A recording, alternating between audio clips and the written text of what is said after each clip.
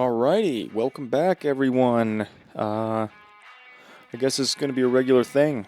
I know Rudy will be back, but this is just something I'm going to keep doing. So, just a second, let me update my volume here so I'm not killing you guys. There we go, that sounds better. Okay, anyway, yeah, I'm going to keep doing this, and I've actually got a couple of guests. They're going to start coming on to just this one. We'll zoom in or video chat or whatever. And this will probably be the last motivating one, or you know unnecessary advice that I think helps people. This will probably be the last one of those for a little while because I'll just start having people on here, um, and we'll just have conversations. So anyway, today though, I wanted to talk a little bit about an issue that, again, most of these are issues that I had early on, and have since learned from. This one though is being yourself, uh, in in business mainly. If you're an entrepreneur, or um, if you work for yourself at all, you own a business, anything like that. eh, when I first got started, it was a difficult thing because, you know, I try to be as professional as possible all the time, right? But I swear a lot, and I do on this podcast, absolutely. Um, but uh, again, I don't just come out the gate when I'm meeting clients and start swearing or anything. But if I feel like I have to hold that back, if I can't talk about certain things around my clients, then it if one slips, while I'm talking to the guys out there or something like that. In the past, I I feel like I was being a bad business owner. Okay, so I use swearing as an example, but there's plenty of other examples to use, but that's probably the most common and easy thing to uh, relate to.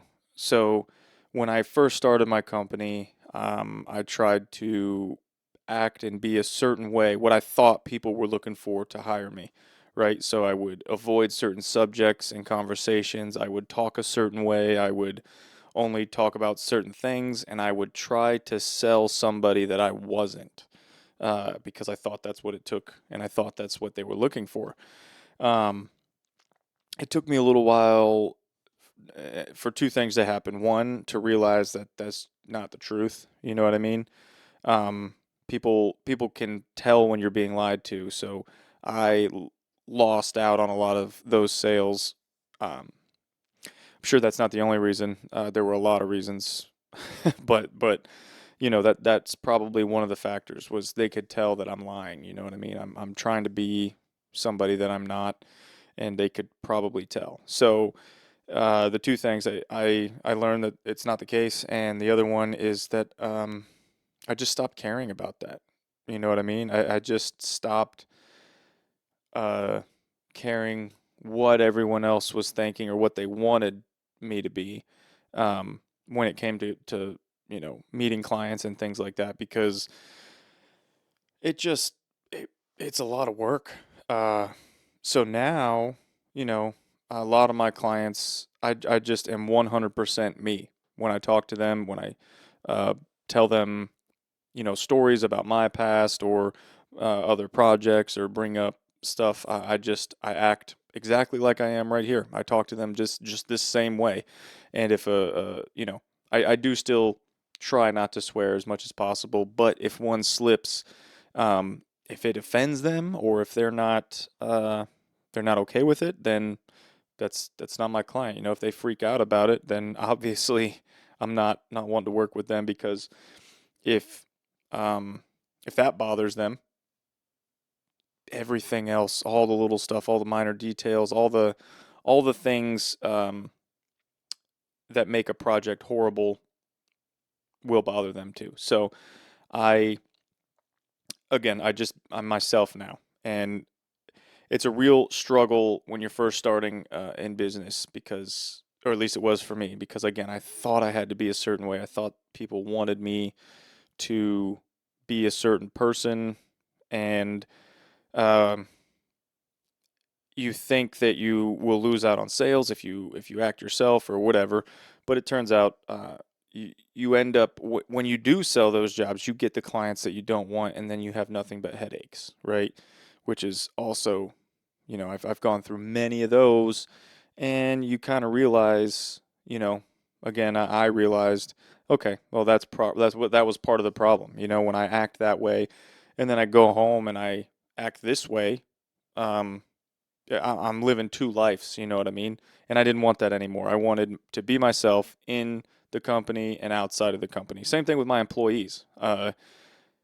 If this one's tough because I was in the Marine Corps and things are much more strict in the military than they are out here in civilian life. So my first thought when I started my company, I had to compromise a little bit here, but I was going to run it like the Marine Corps, where everybody's got to wear the same clothing. You got to make sure that you've got haircuts and shaved a certain way, trimmed up and neat, um, which this isn't that neat, but it's anyway, you get what I'm saying. I wanted people to do all that. I didn't want any smoking on the job sites. I didn't want um, all of those things, no holes in pants and blah, blah, blah. Um, and no swearing on the job sites, all that stuff. And uh, although that is still like a dream, to have a nice, tight, you know, crew running that way and all my employees are tip top, it's just not realistic. So I did compromise a little bit there, but at the same time, owning the business, I'm able to still pick the right type of people. So if I'm going to yell at you because you did something wrong or correct you, um, and joke around on the job site and stuff like that, I can't.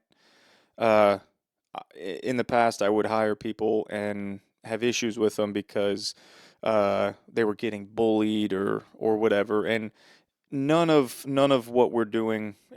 If you work in construction or if you were in the military, um, none of it is bullying. It's just fun. We're all having fun with each other. But that kind of stuff happens on the job site, and um, I like to joke around with people, and I prefer that they joke around with me. So if I'm wanting to do that and act myself, then I can't hire people that aren't willing to be the same way. And it makes for a much better what do you call it, environment at the company too, because everybody here has similar mindsets. Where I've only got 3 employees right now, but everybody is we all get along very well because nobody has, we all have thick skin. We like to joke around and we like to work. That's the main thing. Everybody here gets to work. When something comes up, if there's something that goes down, or if we get a call that something happened on a job site, all of us are ready to go. You know, me being the owner, I'll go out. I know I talked about this on a couple, probably 4 or 5 episodes ago with my brother. I had a situation where we didn't have anybody to install wallpaper, right? So, okay, so I'm going to go install wallpaper. And that's the people that I'm looking for, in my, to work for me is I hate installing wallpaper. But if it gets the job done, if it progresses the company in the right direction, then absolutely I'm going to go install wallpaper. And that's what I'm looking for. And I tell everybody that I hire, again, because I'm uh, acting myself in these interviews. I'm being me. I'm not. In the past, I would be afraid to talk to them a certain way or ask them certain questions because I didn't want to offend anybody. I didn't want to scare them away or anything like that. But now, very straightforward. One of the first things I say is, listen, if you're not willing to pick up a broom and sweep the job site at any given point, then you should probably go find another job. Don't even apply here.